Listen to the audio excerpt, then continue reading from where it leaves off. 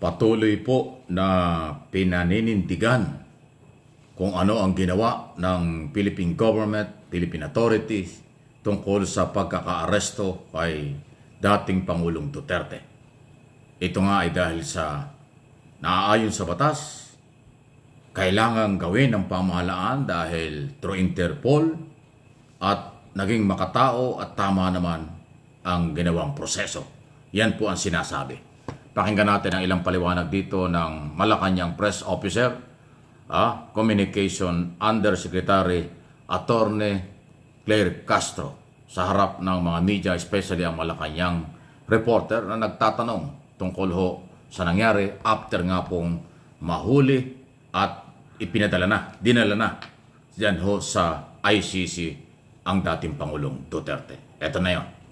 In general, Bigay support doon sa naging asya. Kung pag-uusapan po natin ay pagbibigay ng hustisya at pagko-comply sa tamang batas, mas maiintindihan po ng taong bayan kung naging tama po ba yung naging hakbang ng administrasyon. So ang mas maganda lamang po dito ay malaman nila kung paano ba ito nagsimula. Bakit nagkaroon ng warrant of arrest? Bakit kailangan makipag-ugnayan sa Interpol?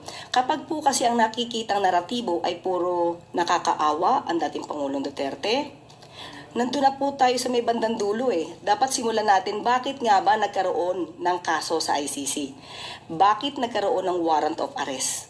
Sino ba ang nagsampa ng kaso sa ICC? Kailan ba tumiwalag ang bansa sa ICC? Hindi pa po ba nung nagkapagsampa na ng kaso, ito mga biktima, di umanong biktima ng Pangulo?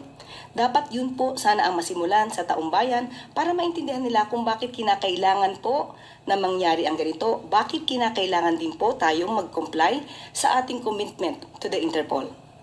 So, sa akin pong palagay, kapag ka po naintindihan nila ito lahat, magiging positibo naman po ang tanaw nila sa ginawa po ng administrasyon. Yun. Salamat po, Yusek. Malinaw. Richmond Quevedo. So parang malinaw ang mga issue rito parang hindi naintindihan ng iba. Saan nga ba nag-umpisa? Bakit nagkakaso? Bakit hinuli? Anong proseso? Ayan po ang mga sinasabi ngayon ng Office of the President. Okay? There are concerns po that the former president was not given his day in court before being extradited. There are questions po between the time frame of his arrest, question and answer po ito. Turnover po, departing the Philippines going to The Hague. It is also answered po. Is this normal po ba with the situation like... Parang nabibilisan sila sa proseso na pinadala ka agad sa The Hague. Okay, he was not extradited in the first place. He was surrendered. It would be different from to surrender and to extradite. So I just have to correct on that. Yes po.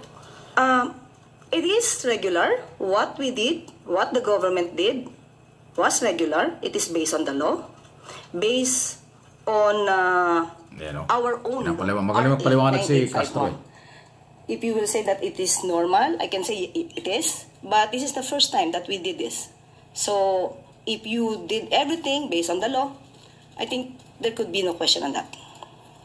Follow-up lang po, ma'am. On the next possible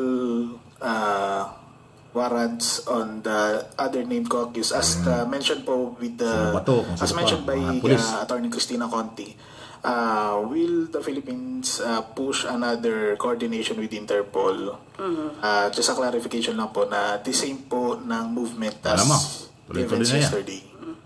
Katulad po sabi natin, as of now, wala po kami na-receive na anumang information kung meron pa pong darating na warrant of arrest through the Interpol. Kung meron man po, ganun pa rin po ang magiging tugon namin. Ayan. Kapag hiningi po ng Interpol ang tulong ng administrasyon, tutugon pa rin po tayo. Sabi nga rin po natin, magiging iba po siguro yung sitwasyon kung yung mga tao na maaaring maging subject of a warrant of arrest ay kusang magsusurrender. Hindi na po siguro kakailanganin yung naging drama po kahapon. Last na lang po, Yusek, from my end. Is the Philippines considering to rejoin the ICC?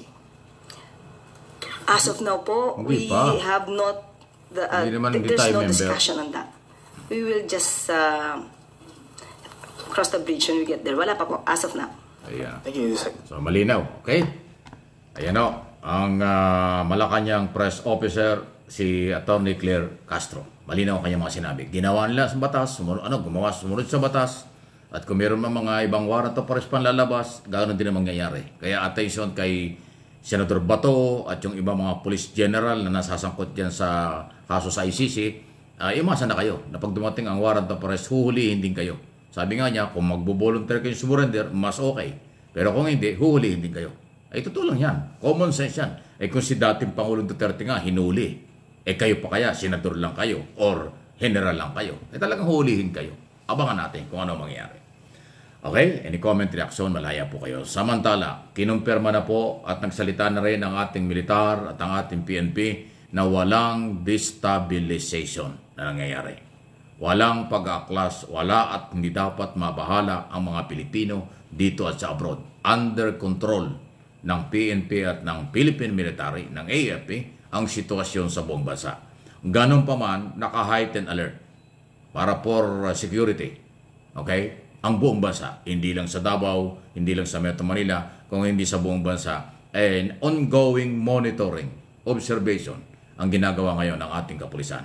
Dahil nga baka merong resistance, kung ano man, dun sa pagkakahuli, pagpapadala, at paghuli at pagdala ni Duterte sa ICC. Ayan po yan. So sa ngayon, ang sinasabi ni Colonel Padilla, ang spokesman ng AFP, under General Browner, Chief of Staff, at ang sinasabi ni General Pajardo, under General Marbil ng PNP, Director General, wala silang namumonitor na ganyan.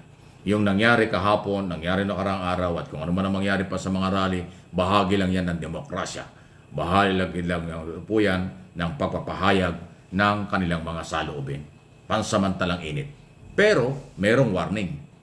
Kung sakali anumang grupo na lalabag sa batas at hindi naaayon sa batas ang inyong galawan ng paghahayag ng inyong karapatan at ibang galawan at lalabag sa mga sa mga alituntunin at regulasyon, merong pananagutan yan. Kaya maging maingat. Yung press conference, malayang paghahayag ng tamang lingwahe, hindi below the belt, hindi libelous, okay lang yan. Pero pagka libelous na, may pananagutan kayo sa batas. Pagka may rebellion, sedition, may pananagutan sa batas, ang galawan.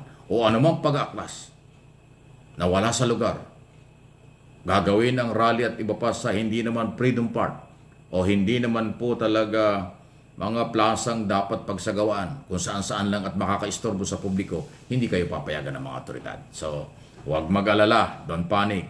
Under control ng gobyerno, pinanindigan ang ginawa ng gobyerno, sumunod lang sa court order through Interpol ang pagkakahuli kay Duterte. At yung mga susunod, mangyayari din yan.